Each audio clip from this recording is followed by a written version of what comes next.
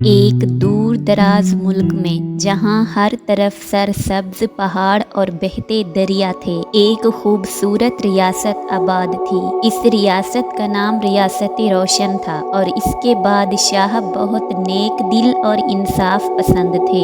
इनका एक अकलौता बेटा था जिसका नाम शहजादा आदिल था। शहजादा आदिल न सिर्फ ज़हीन और बहादुर था बल्कि इसकी सबसे खास बात ये थी कि वो हमेशा सच बोलता था, चाहे कैसी भी सूरत हाल हो। इसकी जबान से कभी झूठ नहीं निकलता था। शहजादा आदिल के इस सच बोलने की आदत की वजह से कभी कभी इसे मुश्किलों का सामना भी करना पड़ता था, लेकिन इसने कभी अपने असूल नहीं बदले। एक दिन बादशाह ने अपने पड़ोसी मुल्क के बादशाह से दोस्ताना मुलाकात के लिए जाने का फैसला किया। जाने से पहले उन्होंने शहजादा आदिल को बुलाया और कहा, बेटा, मैं कुछ दिनों के लिए रियासत से बाहर जा रहा हूँ। मेरी गैर मौजूदगी में तुम ही रियासत की देखभाल करोगे, लेकिन एक बात का ख्याल रखना, शाही बाग में लगा हमारा कीमती और नायाब गुलाब का पौधा बहुत नाजुक है। इसे दिन में 2 बार पानी देना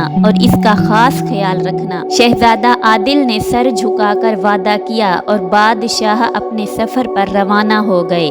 अगले चंद दिनों तक शहजादा आदिल ने हर चीज का ख्याल रखा, लेकिन एक शाम जब वो शाही बाग में गया तो ये देखकर हैरान रह गया कि नायाब गुलाब का पौधा सूख चुका था और इसके सारे फूल मुरझा गए थे। इसने माली को बुलाया और पूछा, ये कैसे हुआ? तुमने पौधे का ख्याल क्यों नहीं रखा? माली ने डरते डरते बताया, शहजादा सलामत, दरअसल एक बंदर दरख्त से कूदा और इसकी शाख पौधे पर गिरी, जिससे वो टूट गया और सूख गया। शहजादा आदिल परेशान हो गया। इसे मालूम था कि अगर इसने ये सच बादशाह को बताया तो वो बहुत नाराज होंगे, लेकिन इसके बावजूद इसने फैसला किया कि वो सच ही बताएगा। कुछ दिनों बाद जब बादशाह वापस आए तो शहजादा आदिल ने उन्हें खुशामदीद कहा। बादशाह ने आते ही सबसे पहले गुलाब के पौधे के बारे में पूछा। शहजादा आदिल ने बगैर हिचकिचाहट के उन्हें सारी बात सच सच बता दी कि कैसे एक बंदर की वजह से पौधा सूख गया था। बादशाह ये सुनकर हैरान रह गए। उन्हें गुस्सा तो आया, लेकिन इससे ज्यादा उन्हें उस बात पर फख्र हुआ कि इनका बेटा इतना सच बोलने वाला है। उन्होंने शहजादे आदिल को गले लगा लिया और कहा, बेटा, तुमने सच बोलकर मेरा दिल जीत लिया। इस गुलाब के पौधे की कीमत मेरी नजर में इतनी नहीं थी जितनी तुम्हारी सच्चाई की है।